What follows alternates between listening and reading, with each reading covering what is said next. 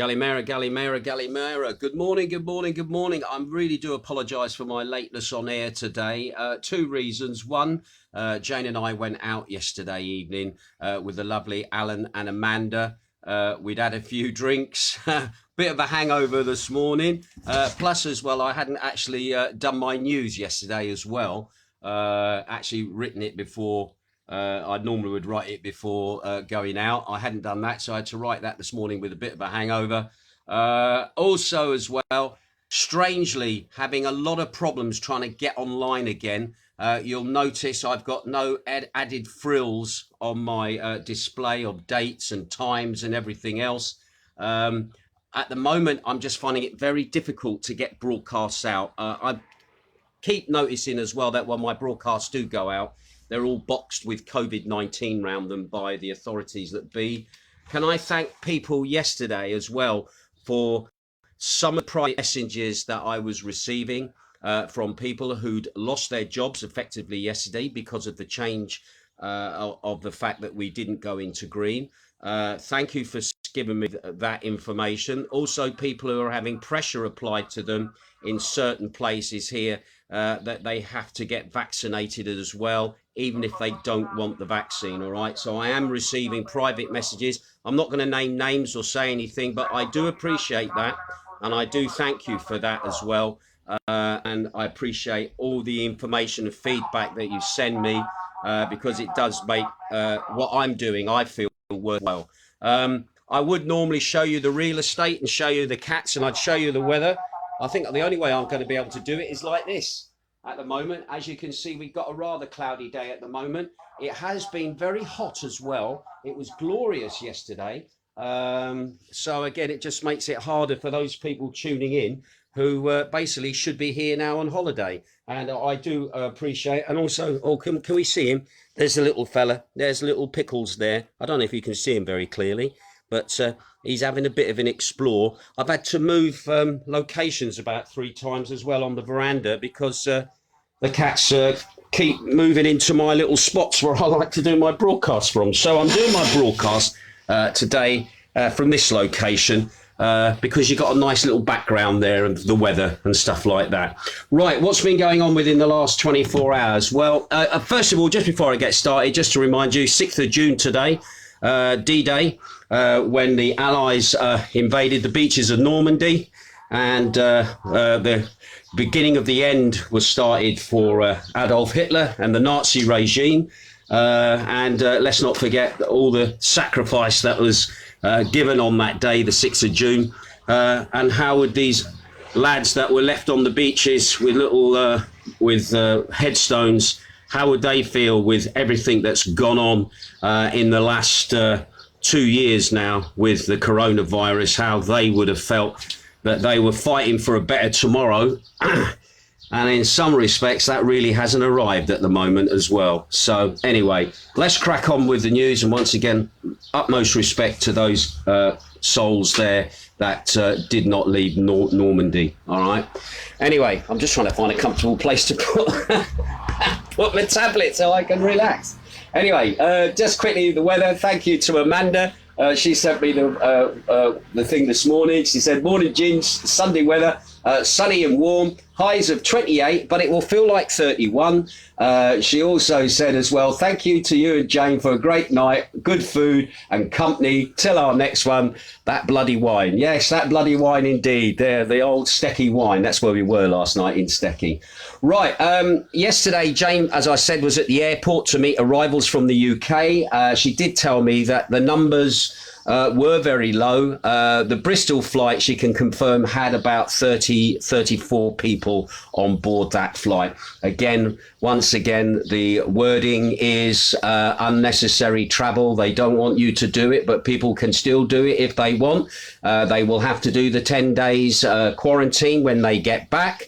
Also, as well, they have to do 3 tests as well. 1 to leave here, to go into the UK, and 2 while they're in quarantine. And a gentleman that Jane spoke to yesterday said that he got a special package deal where he got all of the 3 tests, and I think it only cost him something in the region of about 168 quid, which again is a saving. But then again, you've got a family of four or whatever, 2 kids, 2 adults. That is still a bit of an increase on your on your holiday as well. Right. Okay. Let's have a quick look then at the arrivals that we've got for today. No British arrivals today of any description. We've got 1 flight in from Germany. We've got 3 flights in from the Netherlands. We've got 2 flights in from Italy, 2 flights in from Athens. All right. And we've also got 1 flight in from Catalonia. So our neighbours next door are popping over to have a little look to see what's going on here as well. And they can fly over if they wish rather than taking the ferry. Anyway, as for infections within the last 24 hours, they're actually down, which is good, across Greece. 930 new infections. I reported to you yesterday. There was 1,112. So that's a bit of a drop, which is good. When it comes to cases being detected on entries into the country, and you've got to put this in context. When you think about the thousands of people that are still arriving into Greece at various airports around the country, all right. They've only had 1 case being detected of somebody obviously testing positive on arrival, which again is down from 6 on the previous day's testing as well. When it comes to the national stats at the moment of infection around the country, Macardo has shown no new infections. Also, Catalonia has shown no new infections as well. Corfu is showing 16 new infections, and I think that is slightly up on the other day where I think it was 15 off the top of my head. Zakynthos at the moment, we have shown 3 new infections here on the island. However, nothing has been reported locally. These are national figures that where those 3 cases are. But anyway, that means at the moment Zakynthos has had 4 infections since the beginning of June. Anyway, when it comes to deaths at the moment, there's been 35 new deaths across the country. That's slightly up on yesterday, where there were 34 deaths. Again, the average age of people passing away was around about 70 years of age, and 96% of them had underlying health conditions or had other illnesses as well. Anyway, that brings the death toll since the pandemic started all the way back last year to 12,253. So again, as you can see, in comparison to what the UK had, it's still a very, very small number. And once again, our condolences to those people that are affected. When it comes to critical cases, those have also dropped down, and there's been quite a significant drop actually in critical cases in hospitals across the country. At the moment, it's 416 people in ICUs, which was down from 445 on the previous day. 261 of those are male, and 155 of those are female. Once again, people in critical condition, the average age of patients is around about 68 years of age. 83% of those have underlying health conditions and problems, and are also over the age of 70 as well. Now, when it comes to today's news, I'm going to warn you now, it seems to be COVID, COVID, COVID, COVID, COVID until the last story, and finally story. So please, this is what's happening here in Greece at the moment. With what's going on. All right. Now, the Greek government has confirmed that the vaccination program is well underway. Between 80 to 85,000 vaccinations are being administered per day. And in most areas of the country, appointment slots are continuing to be fully booked. However, they say there are concerns that in the regions of Florina, Exania, Fidakia, Drama and Ceres, the take-up of available appointments is low. The success of vaccination programs is being confirmed in the country's hospitals, where it says 88 to 90% of admissions are people who are unvaccinated. 8 to 9% are vaccinated with the first dose, and only 2 to 3% are fully vaccinated, although in this group underlying illnesses were a factor. So again, what they're now saying, this is another reason they're saying you need to get vaccinated, is because if you do catch it, you're more likely to survive it. However, that's open to question at the moment. Anyway, also as well, the General Secretary of Primary Healthcare, Marius Thirimadolu, he said on Thursday that the government is close to making announcements about home vaccination, adding that programme is expected to begin later this month. Now, you may remember I did report this earlier on. There were a lot of older, vulnerable people who are in homes. They don't have the same family connections as a lot of other Greeks do, i.e. people who are basically looking after them and would get them to appointments. Obviously, they would be au fait with getting online bookings for them, etc., etc. So a lot of the older population have just basically been in their homes getting help from the government. They have like home helps who go in to clean and wash and stuff like that. So again, now this program is now starting to move a bit more further forward. Obviously trying to get these people, these vulnerable people, vaccinated as well. Now, speaking to Sky Radio, the minister stressed that a wall of immunity will be built during the summer. Now, this wording, wall of immunity, all right, this is a catchphrase now that is now coming into the mainstream media here in Greece. You're going to hear this wall of immunity, wall of immunity, wall of immunity. This is the buzzword at the moment for the Greek government, basically to portray that we are a safe place to come. So just get used to hearing that word and that phraseology, wall of immunity, a lot from now on here in the media. OK, anyway, speaking to Greek Sky Radio. He said, however, the president of the Pan-Hellenic Medical Association, Anastos Extriados, has raised alarm regarding the vaccination of people over 60 years, stressing that they should get inoculated as soon as possible. He also noted that none of the incubated COVID-10 patients at the country's hospitals had been vaccinated before falling ill. So that's a reiteration of the news from the day before. He said that around 30 to 35% of citizens over 60 are people who are mainly at risk from COVID. He also says that they are groups that were protected by the whole society for 15 months at a great cost. He also said to Sky TV, urging people, he's talking about me here, that they should go and book their jabs as soon as they can. Well, at the moment, I'm still not having the vaccine.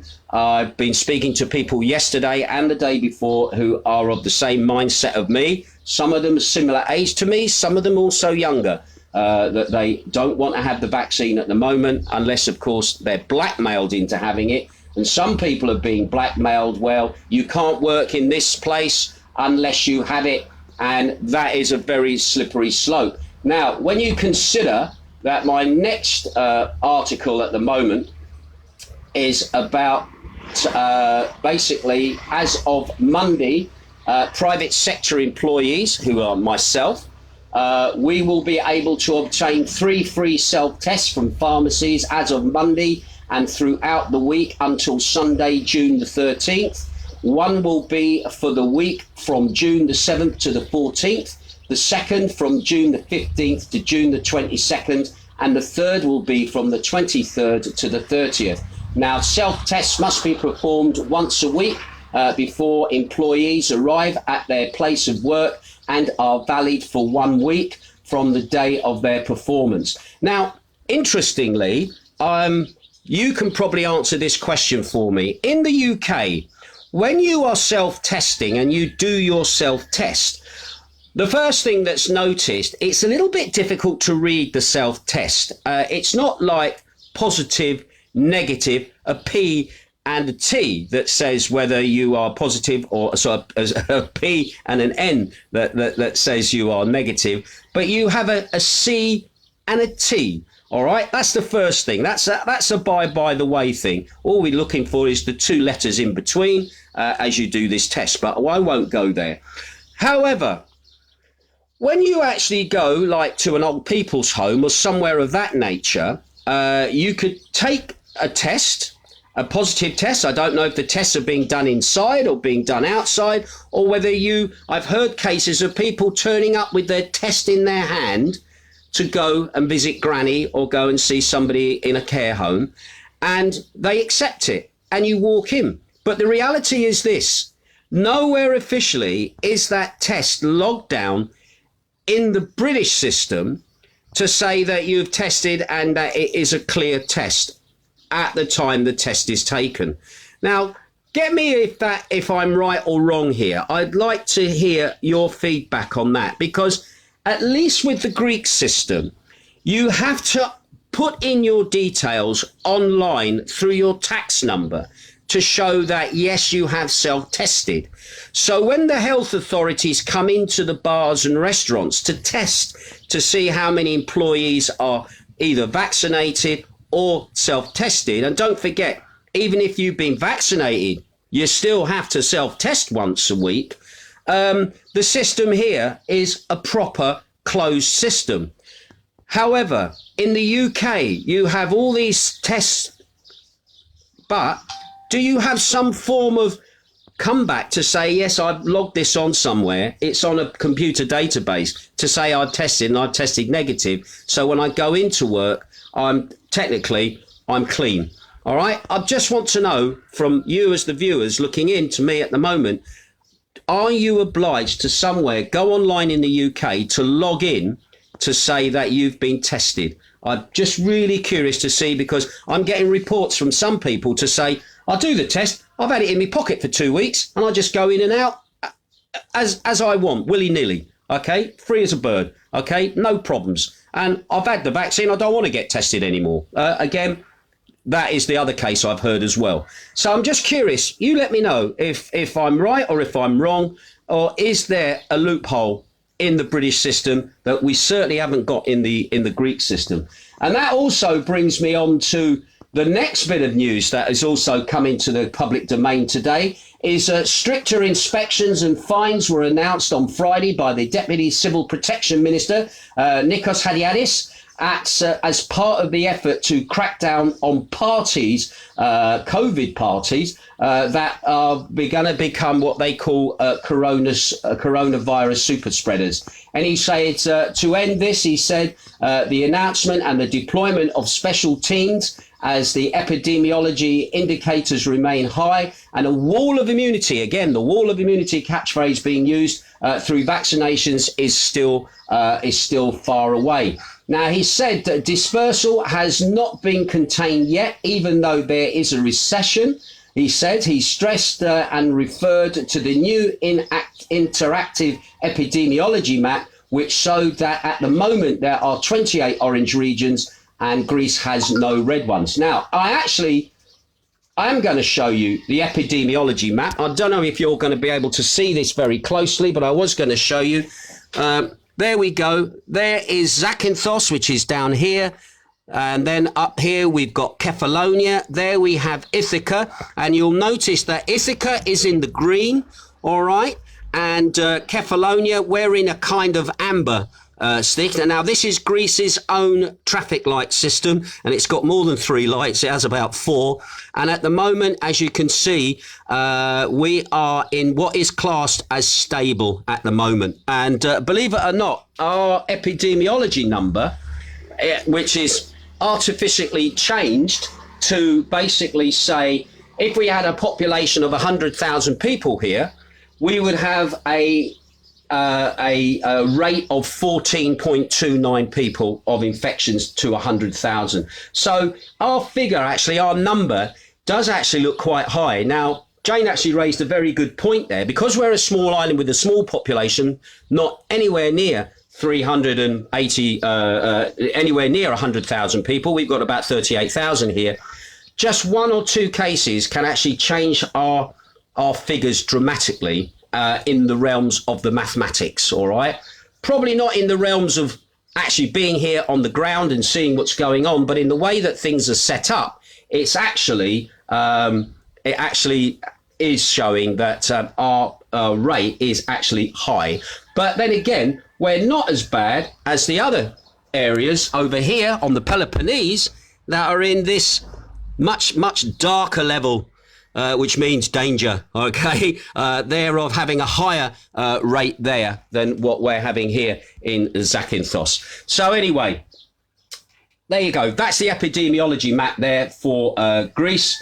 and for Zakynthos at the moment. Again, with all the traffic light systems that are going on, it's like nobody's all running off the same thing at the moment. The EU has its system, Greece got its system, the UK's got its system, and everybody takes a bit from here and a bit from there and a bit from there, and then they come up with the answer, and that is basically what's happened with us here. And again, good point was raised as well yesterday.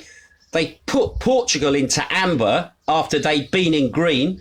They'd had the Man City, Man United Cup final there, which they could have easily played at Wembley in the UK. And now Portugal has been told that all these football fans that turned up has somehow raised their epidemiology numbers. And now, sorry guys, you're now in the amber. So again, unfair on Portugal. I think if I'd been the Portuguese president, I probably would have said, play your bloody game over at Wembley. Don't play it here, because at the end of the day, we want to keep our green status. But at the end of the day, all the fans going there, they would have had to have done their tests. They would have had to have shown that they'd been vaccinated. They would have had to have actually proved that they were clean to go in the first place. Wouldn't they? Technically? But anyway, the mysteries of that British traffic light system, again, we will have to wait and see what is then decided later on. And as we said before, 21st of June, Boris will make some other announcement, and maybe we will see us coming off the amber and going to green. Fingers crossed. And also as well, next week, hopefully, we might have some more clarity from the Prime Minister here, Mr. Mitsotakis, as to what he wants to do in the way of opening things up. But again, I think we're going to hear the buzzword wall of immunity being chucked about as well. Anyway, and finally, a bit of good and happy news for you. All right. It took a lot of searching, but I managed to find it. But there's also a little dig in this as well. And it's this. And finally, Greeks rushed to the beach on Saturday to take what will be their first swim of the summer for many as the temperatures rise in the country. Yes, it's getting hotter here. Now, despite a few days of lower temperatures and scattered rainstorms across the country, high temperatures and sunshine returned this weekend, causing a mass exodus of city dwellers, the people from Thessaloniki, the people from Athens, the people from Patra, as they all headed towards the beach, all right? In some parts of Attica, that's where Athens is, by the way, temperatures reached up to 29 degrees Celsius, that's 84 degrees in the old money, on Saturday, making it a perfect beach day for the Greeks, because the Greeks much prefer the beach than they do swimming in the pools. Those of us that live here will understand that. Anyway, Greek beach bars had to follow strict hygiene measures. Organised beach bars and restaurants reopened in the country in early May, and the iconic summertime establishments have to follow a strict set of hygiene measures due to the pandemic. Health and safety measures like physical distancing and masks, mainly for the staff, will continue to apply on the beach resorts. Anyway, beach bars are not allowed to play music. Yes, a measure that was also applied to restaurants, bars and cafes when they reopened in May. Yes, that's the reason why I'm still broadcasting and I'm not back at work. Explaining the ban on music, this is in the article as well. I hope this is going to prick Mr. Tax's conscience. He said the Greek officials say that expert reports have indicated that ambient noise can contribute to the spread of the virus, forcing patrons to raise their voices, spreading more particles into the air and coming closer to proximity to hear each other being heard. They're being sprayed with the spittle, all right, from those people. Anyway, summer came earlier this year in May for Greece as well. Just to remind you, the month of May was one of the warmest spring months in spring in the last decade, according to the National Observatory of Athens. In central Greece and the Peloponnese and Crete, it was the warmest May since 2010. Yes, it was warm here and all. And for the Kallides and the Deccanese Islands, it was the second warmest day of that period, warmest month of that period. Climate change is also affecting Greece, but in a nice way, all right? It's adding even more hot days, fewer very cold nights, in every year from now on, according to a study by the National Observatory of Athens, which they published in an international journal of climatology. So there you go. There you go. That's the news for today. I'm going to have a quick try and read some of your comments. I can see one of the comments here. Wow. So just to have the music in the background? No, not to have the music in the background for whoever you are saying. No music whatsoever is allowed. You're not allowed to have music, live entertainment in bars. You're even not allowed to have the commentary of the football on, even though that doesn't stop people shouting at a silent screen when their team is doing very well or doing very badly. Yes, the ludicrousy of it. No music, no noise. Total peace and tranquility. Although people are still putting their little headphones in and listening, people are taking their little music boxes out and switching them on, which is allowed. There's no law against that at the moment. So this is how people are getting around. The music ban is, that little transistor radio. Who does that belong to? Well, that's that gentleman's over there. Oh, all right then, sir. Okay, what are you listening to? Oh, I'm listening to blah, blah. I'm listening to Ginge, broadcasting on beatsradio.co.uk, and I'm loving his Northern Soul show tonight. So I'm listening into it while I'm still talking to my wife. It's not too loud, is it? I'm not spreading any more virus by having to shout across to her because the volume is very high. Okay, that's what's going on at the moment here in Greece, and that's how you can listen to me tonight as well. A little plug in there for Beats Radio as well. Right, let's go and have a quick look and see who is looking in, and see if I can actually answer any of your little comments as well. Rachel Hanson is watching. I've also got Hilary Rogers watching as well up there in Pigodakia location. I've also got Alf Ling tuning in as well. At a moment, I'm gonna just drop that again down there. God help us when the Euros kick off next weekend. Somebody obviously, yeah. What are we going to do about that? Yeah, because Jane was talking about football as well this morning. I'm just going to scroll down and see. Lisa Saunders says, morning from a dull and humid Northampton. Barry Leatherdale in Essex is tuning in as well. Shane Bowen says, Gallimera Ginge from a sunny Exmoor. And also, happy birthday, Shane. I know you had a great day yesterday tuning in. I obviously wasn't in the chat room yesterday evening for my second repeat of my show. I was having a few wines, too many, down at Stecky Grill House. But anyway, I'm glad you had a good birthday and your family managed to make it and see you as well, and your dog Daisy, bless.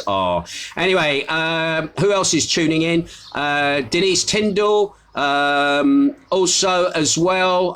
This is so frustrating. Lindsay Lamb is tuning in as well.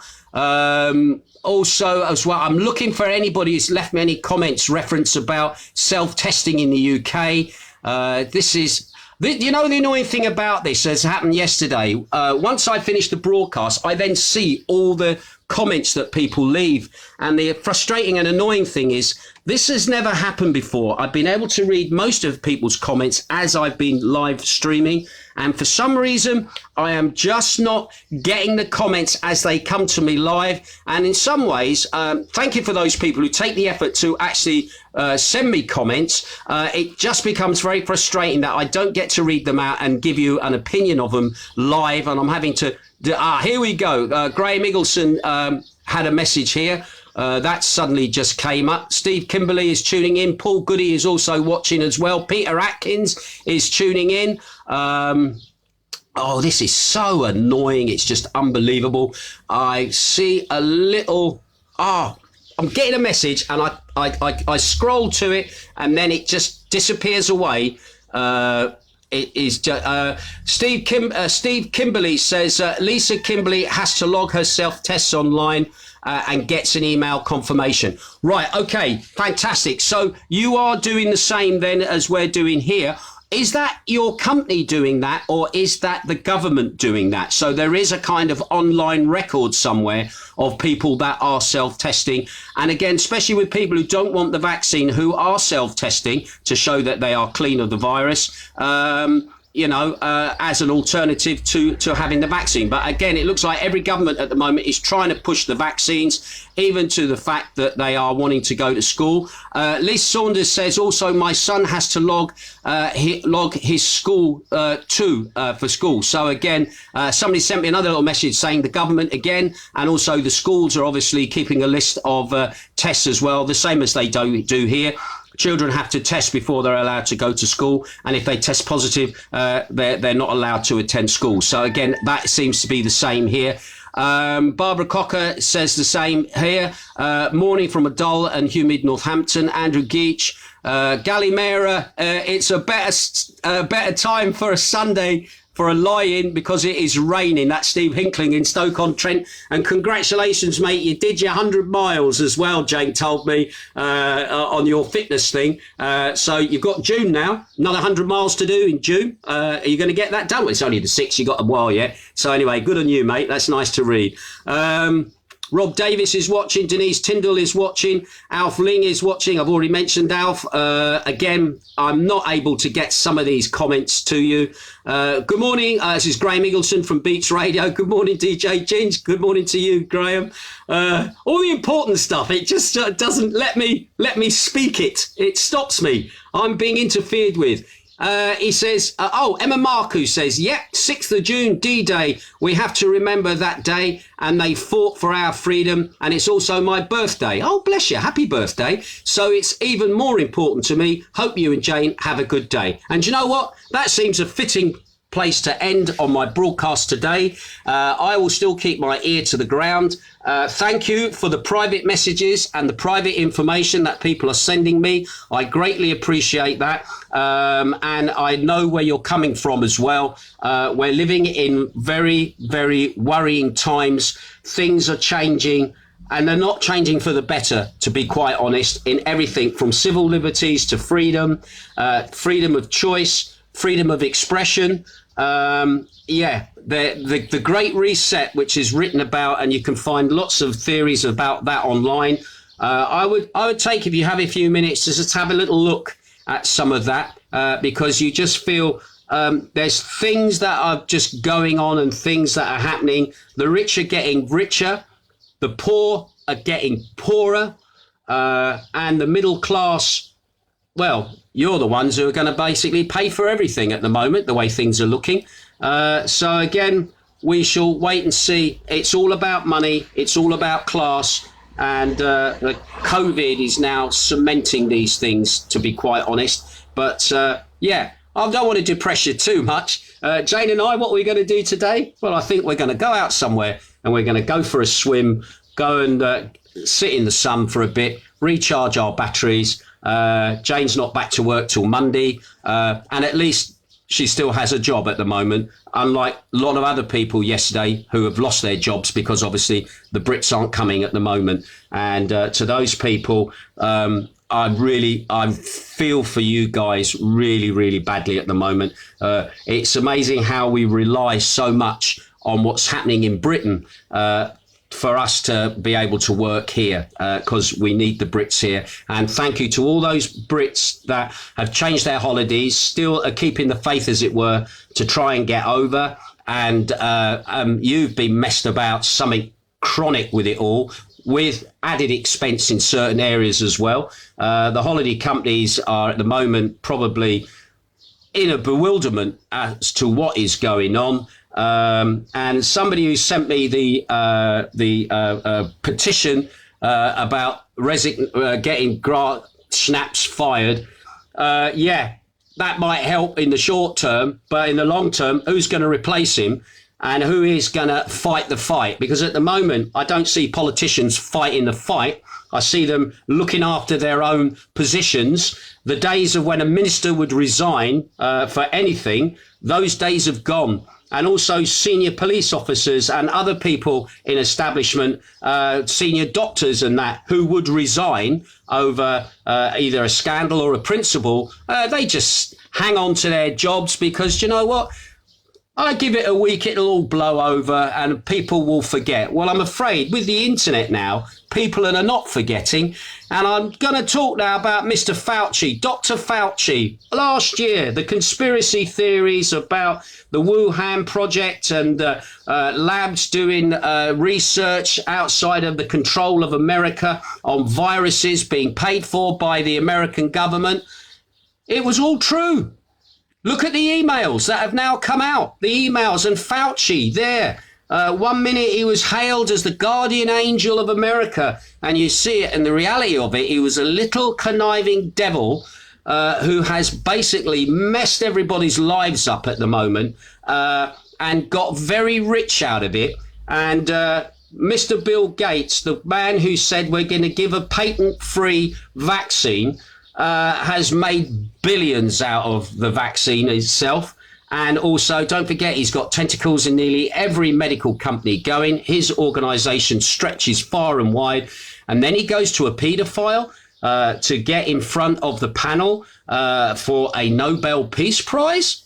Yeah, we live in very, very strange times at the moment. However, I'm not going to let it affect me today. Jane and I, we're going to go off and have a nice day out and forget all about the bullshit until tomorrow morning, well, tomorrow, this evening when I'm rewriting. And don't forget, tune in to Beats Radio tonight for the Northern Soul Show. A little interview with Russ Winstanley in it, the DJ from Wigan Casino. That's in the show tonight as well. And enjoy the soul music and keep the faith as far as Northern Soul is concerned. Anyway, I'm going. I'll catch you later. You be good and have a great day. And again, thank you for all your comments and for your support as well. Ta-ra.